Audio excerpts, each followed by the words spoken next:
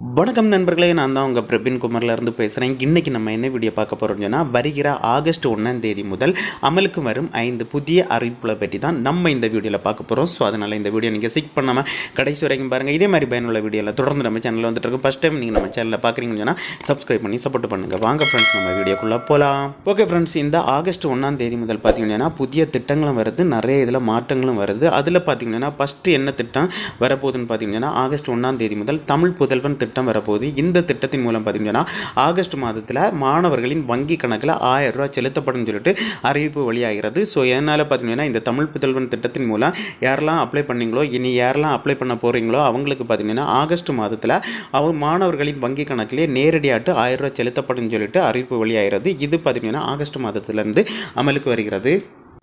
அதுக்கப்புறம் பார்த்தீங்கன்னா ஆகஸ்ட் 1 முதல் மாற்றங்கள் என்னெல்லாம் மாற்றங்கள் வருதுன்னு சொல்லிட்டு பார்ப்போம். ஃபஸ்ட்டு மாற்றம் பார்த்தீங்கன்னா ஆகஸ்ட் 1 முதல் ஐடி, அதாவது பார்த்தீங்கன்னா வருமான வரி தாக்கல் செய்தால் அபராதம் விதிக்கப்படும் சொல்லிட்டு சொல்லியிருக்காங்க. ஏன்னு சொல்லி பார்த்தீங்கன்னா ஜூலை 31 வரைக்கும் வருமான வரி தாக்கல் செய்கிற கடைசி டேட் ஆகும். அதனால் ஆகஸ்ட் 1 முதல் யாராவது வருமான வரி தாக்கல் செய்தால் அதுக்கு நீங்கள் எக்ஸ்ட்ரா அபராதம் விதிக்கப்படும் சொல்லிட்டு அறிவிப்பு வழியாகிறது. இதுதான் பார்த்தீங்கன்னா ஆகஸ்ட் 1 வரை ஃபஸ்ட்டு மாற்றம். செகண்ட் மாற்றம் பார்த்தீங்கன்னா ஆகஸ்ட் 1 முதல் பார்த்தீங்கன்னா HDFC கிரெடிட் கார்டு மூலம் credit, check, MobiKwik, free recharge போன்ற ஆப்புகளை பயன்படுத்தி வாடகை செலுத்தினால் 1% பரிவர்த்தனை கட்டணம் வசூலிக்கப்படும் சொல்லிட்டு சொல்லியிருக்காங்க.